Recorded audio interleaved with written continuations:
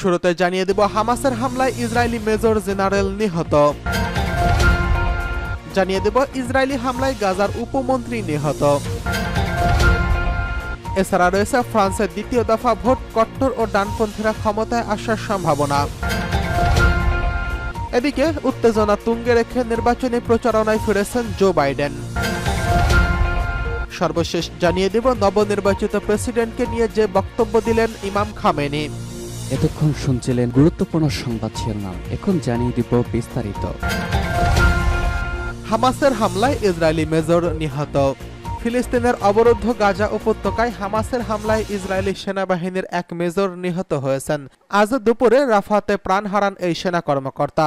ইসরায়েলের প্রতিরক্ষা বাহিনী আইডিএফ জানিয়েছে নিহত ওই কর্মকর্তার নাম মেজর জালা ইব্রাহিম। তিনি ৬০১ নং ব্যাটালিয়নের ইঞ্জিনিয়ারিং কর্পসের কোম্পানির কমান্ডার ছিলেন। তার মৃত্যুর মাধ্যমে গাজায় স্থল হামলায় নিহত ইসরায়েলি সেনার সংখ্যা দাঁড়িয়েছে ৩২৬ জনে। এর আগে ৭ই অক্টোবর হামাসের হামলায় প্রায় আরও ৩০০ সেনা প্রাণ হারিয়েছিলেন।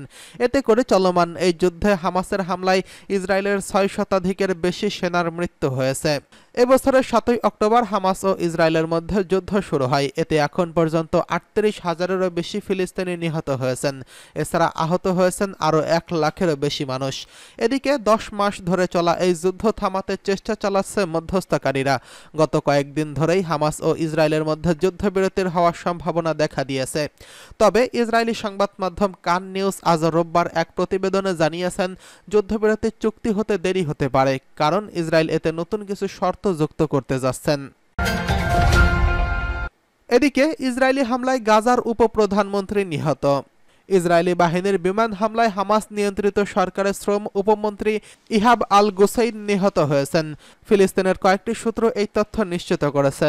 চীনা বার্তা সংস্থা সিনহুয়া বলেছে, গাজার উত্তরাঞ্চলের একটি বাড়ি লক্ষ্য করে হামলা চালায় ইসরায়েলি বাহিনী। এতে উপমন্ত্রী ইহাব আল গুসাইন সহ ৪ জন নিহত হয়েছেন। ইসরায়েলি সংবাদ মাধ্যম কান টিভিতে হামাস সরকারের উপমন্ত্রী নিহত হওয়ার খবর প্রকাশ করা হয়েছে। এদিকে ফ্রান্সের দ্বিতীয় দফা ভোট, কট্টর ও ডানপন্থীরা ক্ষমতায় আসার সম্ভাবনা। ফ্রান্সে পার্লামেন্ট নির্বাচনে দ্বিতীয় দফার ভোট নেওয়া হয়েছে। রবিবার এই ভোটে কট্টর ডানপন্থী ন্যাশনাল র্যালির জয়ের সম্ভাবনা দেখা দিয়েছে। তাদের ঠেকাতে একজোট হয়ে লড়ছে মধ্যপন্থী ও বামপন্থী দলগুলো। তবে দলটি শেষ পর্যন্ত পার্লামেন্টে একক সংখ্যাগরিষ্ঠতা নাও পেতে পারে এমন সম্ভাবনা দেখা দিয়েছে।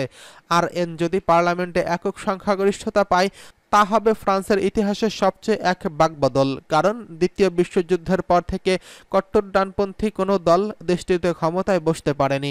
RN এর সংখ্যাগরিষ্ঠতা ইউরোপ জুড়ে জনতুষ্টিতে দলগুলো জয়ের পাল্লা আরও ভারী করবে। গত রবিবার ফ্রান্সে প্রথম দফার ভোটে ঐতিহাসিক জয় পাওয়া মেরিন লু পেনের কট্টর ডানপন্থী ন্যাশনাল র্যালি RN দ্বিতীয় দফা ভোটেও জয়ী হওয়ার আশা করছে তারা। ফ্রান্সের ছোট শহরগুলোতে আজ ভোট গ্রহণ শেষ হয় স্থানীয় সময় ৯টায়। বড় শহরগুলোতে ভোট গ্রহণ চলবে রাত ৮টা পর্যন্ত। এরপর থেকে ভোটের ফলাফল আসা শুরু করবে। বুথফেরত জরিপ বলছে, অর্থনৈতিক দুর্দশার জেরে ফরাসিরা প্রেসিডেন্ট ইমানুয়েল ম্যাক্রোর দিকে মুখ ফিরিয়ে নেওয়ায় RIN পার্লামেন্টে সর্বাধিক আসন পেতে যাচ্ছে। তবে এমন আভাসও মিলেছে যে সর্বাধিক আসন পেলেও সরকার গঠনের জন্য পার্লামেন্টে প্রয়োজনীয় ২৮৯ আসন পাবে বলে মেরিন লো পেনের এক দল RN। ফলে ২৮ বছর বয়সী দলপ্রধান জর্দান বারদোলার প্রধানমন্ত্রী হওয়াটা অতটাও সহজ হবে না। তার পেছনে অবশ্য কলকাঠি নেড়েছে প্রতিপক্ষের ম্যাক্রোর মধ্যপন্থী জোট টুগেদার অ্যালায়েন্স এবং বামপন্থী নিউ পপুলার ফ্রন্ট। এদিকে উত্তেজনা তুঙ্গে রেখেই নির্বাচনী প্রচারণায় ফিরলেন জো বাইডেন। উত্তেজনা তুঙ্গে রেখেই নির্বাচনী প্রচারণায় ফিরেছেন মার্কিন প্রেসিডেন্ট জো বাইডেন। কাতার ভিত্তিক গণমাধ্যম আল জাজিরার এক প্রতিবেদনে এই তথ্য জানানো হয়েছে। প্রতিবেদনে বলা হয়েছে, মার্কিন প্রেসিডেন্ট জো বাইডেনকে হোয়াইট হাউস রেস থেকে সরে যাওয়ার ডাক দিয়ে বৈঠক করেন জ্যেষ্ঠ ডেমোক্র্যাট নেতারা। ওই বৈঠকের মুখে নিজের পুনর্নির্বাচনের পথকে পরিষ্কার করতে এখনও বেপরোয়া হয়ে রয়েছেন বাইডেন। তিনি আবারও ফিরেছেন নির্বাচনী প্রচারণায়। ওয়াশিংটনে ন্যাটো নেতাদের সম্মেলনের আগে নির্বাচনের যুদ্ধক্ষেত্র হিসেবে পরিচিত পেনসিলভানিয়া রাজ্যে ভোটের প্রচারণায় সমাবেশে যোগ দেবেন ৮১ বছর বয়সী এই ডেমোক্র্যাট নেতা। এর মাধ্যমে উত্তেজনাকর সপ্তাহ শুরু করতে যাচ্ছেন তিনি। ক্রমশ বাড়তে থাকা উত্তেজনাকর পরিস্থিতিতে পাদপ্রদীপের আলো থেকে দুটি নির্বাচন সমাবেশের কথা বলবেন বাইডেন।